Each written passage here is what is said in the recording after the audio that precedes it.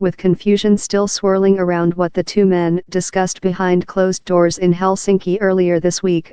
Ambassador Anatoly Antonov said it's important to deal with the results of their first summit before jumping too fast into a new one.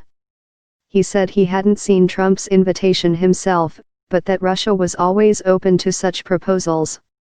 We are ready for discussions on this subject. The Kremlin has the final say, but hasn't responded yet to the proposal Trump made Thursday.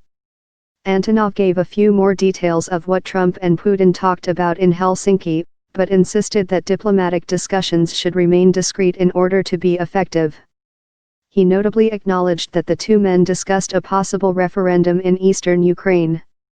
This issue was discussed, he said, adding without elaborating that Putin made concrete proposals to Trump on solutions for the Ukraine conflict. Trump tweeted that the two men discussed Ukraine but has not mentioned a referendum or revealed specifics of the Ukraine discussions.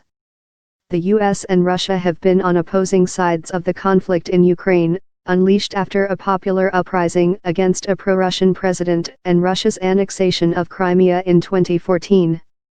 Ukraine and European powers are unlikely to support a referendum in the Donbass region, where pro-Russian separatists hold sway. The Russian ambassador to Washington also denounced anti-Russian anger in the United States and reiterated denials of Russian meddling in the 2016 presidential election, interrupting a questioner to say, "We didn't interfere." He also reiterated denials of Russian involvement in the poisoning of former Russian spy Sergei Skripal in Britain. Antonov called Monday's summit in Helsinki a key event in international politics and laughed off suggestions that the two men made any secret deals. Antonov gave details of their discussions on arms control, but said the US has been reluctant to back Russia's proposals so far. He said the summit notably made progress on cooperation on Syria's future. Meanwhile, Antonov also pushed for the release of a gun rights activist accused of being a covert agent in the US, calling her arrest a farce.